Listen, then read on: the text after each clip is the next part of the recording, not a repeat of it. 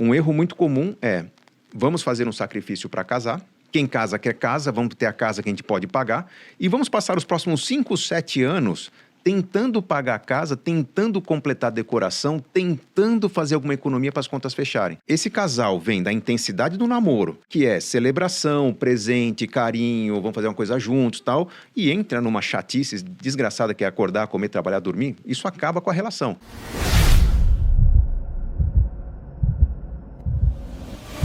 Eu trouxe um livro de presente para vocês, eu vou deixar aí o Segredo dos Casais Inteligentes. É a continuação do Casais Inteligentes e Querem Juntos, que eu faço a questão de que o 1 mais 1 é igual a 3. Pô, bacana.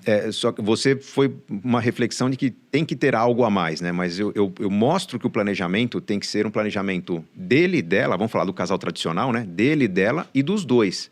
Porque tem dois casos muito mais comuns do que o ideal, que um deles é o extremo em que só se fala do nós. Nosso futuro, nossos filhos, nossa aposentadoria, nossa independência, nossa doação para a igreja e tal. E nunca se fala do eu. Eu gosto de dançar, eu gosto de ir para a praia, eu gosto de montanha, eu gosto de frio, eu gosto de calor. Então, tudo que fala do nós tende a fragilizar o casamento e normalmente é o responsável por separações tardias. Quando a pessoa com 50 anos fala, pô, mas eu vivi tudo isso e minha vida está sem graça. Minha vida é só isso, chega, basta. Ele fala, pô, mas o casal estava tão bem, tudo parecia tão bonito.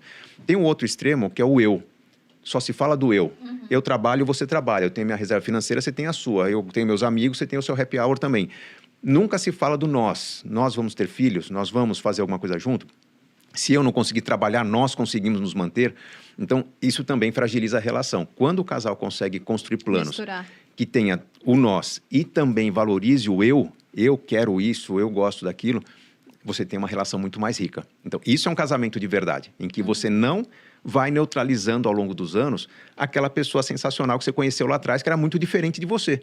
Se você fizer isso, vão ser duas pessoas iguais e entediadas depois de um tempo de casamento. Então, a particularidade, a individualidade é muito importante no relacionamento. Com certeza. A gente faz isso muito bem, né? Temos tem projetos individuais e projetos em conjunto, que a gente está sempre pensando. A Malu tem os hobbies dela, né? Caça, tiro. Eu tenho Mentira. Os meus, leitura, assim. Mas... Colecionador de moedas. Pois é, a gente tem isso muito bem definido. E um ponto interessante, me acendeu até um alerta aqui quando você falou sobre, um dia as finanças vão se unir, né? Seja na vida ou na morte, porque o pessoal vai descobrir o que você fez. E você deu exemplo de pessoas que viam, caramba, tem todo esse patrimônio e eu não sabia. E lá atrás, uma coisa que deu muito certo pra gente foi colocar de maneira muito transparente, através de reuniões trimestrais, igual as empresas fazem, né? Lançando lá os resultados em bolsa. Eu mostrava pra Malu, olha, o nosso patrimônio tá assim, tá crescendo tanto, a gente conseguiu investir tanto nesses últimos 3 meses. E eu vi que aquilo foi muito bom. Porque se eu não mostrasse pra Malu, eu seria o chato que tava querendo apagar a luz da casa pra não gastar a conta de energia. Eu era o chato que não queria viajar pro exterior porque o dólar tava muito alto. Eu ia ser o chato. Já se ela visse por que eu era o chato, ia ficar muito mais fácil de fazer as coisas junto. Então, esse compartilhamento de meta foi muito interessante.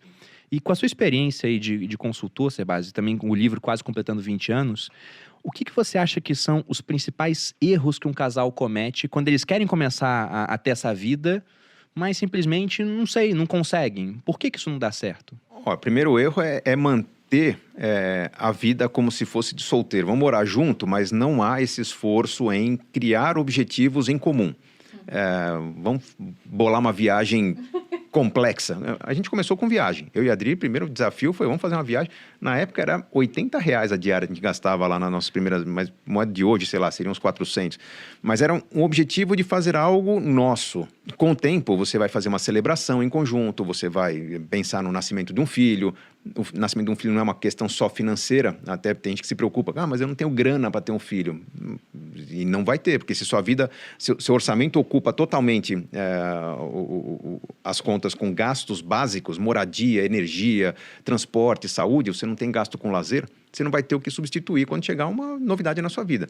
Então, o casal tem que se provocar a talvez ter algumas restrições de estilo de vida mais enxuto para ter mais experiências.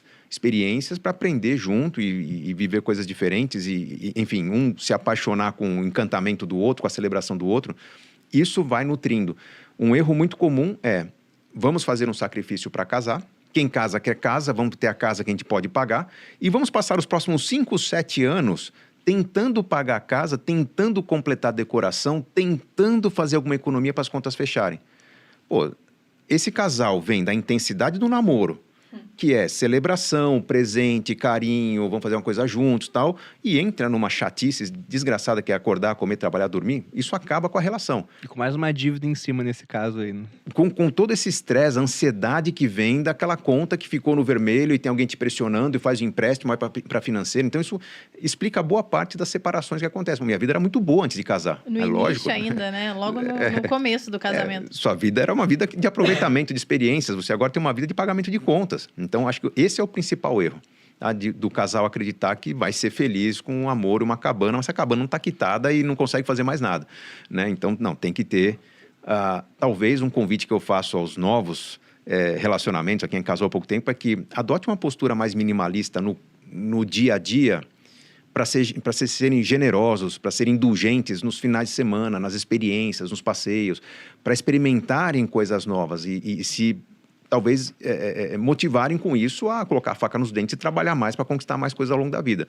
Não, esse casal tradicional de hoje em dia está casando, pagando contas, chateado, estão broxando à noite, estão com dificuldade de tocar uma vida normal, porque a vida está triste, não tem experiências.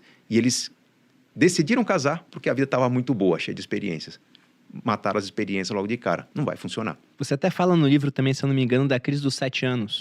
Você pode explicar o que é isso? Crise dos 7 anos. Olha, isso aí pode acontecer a cada 7 anos, mas enfim, quando acontece o casamento, esse casal, porque ganhou presentes, porque teve toda uma sociedade se mobilizando para o casamento, então você entra na casa, mesmo que seja uma casa alugada, talvez de um casal recém-casado, tá tudo novinho, né? Cristaleira, com o jogo completo, tá tudo iluminação perfeita, só que ao longo do tempo, as coisas vão se desgastando e o casal não toma o cuidado de revisar ou reformar a casa. Então, começa a queimar uma lâmpada, mas, puxa, não deu tempo de trocar. Lâmpada queimada, você está meio distraído, bateu, ele quebrou um copo, já tem copo a menos no jogo, quebra um vasinho. Passados 5, 6, 7 anos, a cortina está meio rasgada, desbotada, manchada, o sofá está rasgando, está faltando os elementos em casa, a casa está meio que desmontando. E esse casal está se sentindo meio, pô, não está legal a vida, né? Lógico, você deixou a vida se corroer. Né? Se houver a preocupação da renovação contínua da vida, você não vai ter esse sentimento. O que acontece é que, normalmente, após 7 anos, acabam as garantias dos eletrodomésticos, tudo começa a quebrar, queimar, e a casa já era o momento de ou fazer uma reforma intensa ou ir renovando aos poucos, mas é onde começam os conflitos do casal. Tá vendo a porcaria? Você não troca a lâmpada, mas também você tá com a roupa suja, mas a máquina não funciona, a secadora tá dando problema, gás tá vazando, o técnico veio, perdi meu trabalho.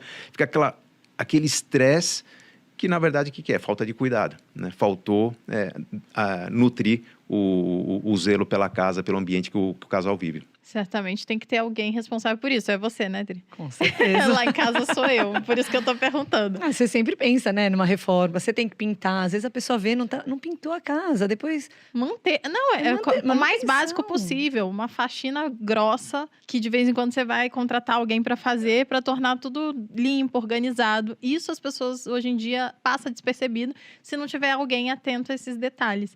E você falou uma coisa que tem uma frase que eu sempre repito aqui, eu acho que eu já repeti aqui e no Instagram e tudo mais, que é: só o amor não é suficiente. As pessoas casam achando, nossa, eu amo, é isso, não sei o quê. E o casamento é muito mais... A vida é mais complexa, né? E o casamento é mais um ingrediente nisso. Então, quando a pessoa se descuida desses detalhes, né? De entender que é muito mais do que amar.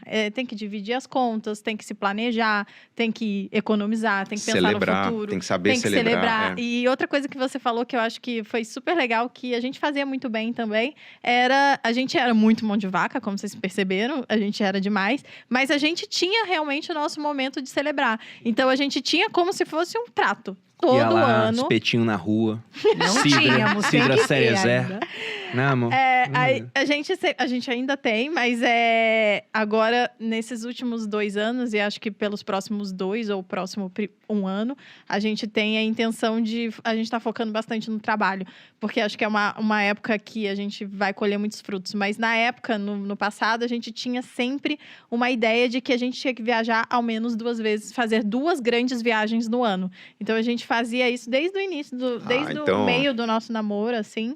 E a gente fazia 2 grandes viagens que eram incríveis e tal, e que a gente guardava bastante dinheiro. Então, a gente economizava dinheiro com tudo para poder viajar. Não, mas bem. então me permita te corrigir, Malu. Vocês não eram mão de vaca. Porque mão de vaca é aquela pessoa que tem uma vida aquém do que poderia ter por um hábito persistente de não conseguir, de não gastar nada, né? Tipo, vocês celebravam, então vocês têm aquele comportamento que eu tenho colocado nos meus últimos livros, da gincana. Vocês topavam, e acho que continuam topando, fazer grandes sacrifícios para terem celebrações maiores ainda. Sim. De que fato, é algo, era isso. Para mim, essa é a melhor tradução de motivação na vida.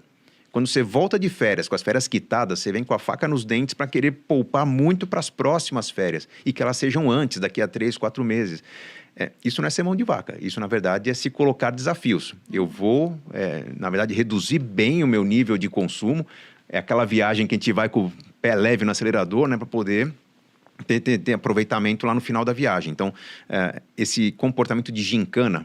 Vamos fazer um sacrifício, é o que faz as pessoas quitarem dívidas, o que faz as pessoas terem experiências sensacionais, o que faz as pessoas surpreenderem os parentes, né? Nossa, que festa sensacional! É o famoso, você vê as pingas que eu bebo, mas não vê os tombos que eu levo, né? Fizemos um sacrifício para isso e quanto mais frequência você tem disso na vida, mais interessante vai ser sua vida e mais sonhos ambiciosos vocês vão realizar.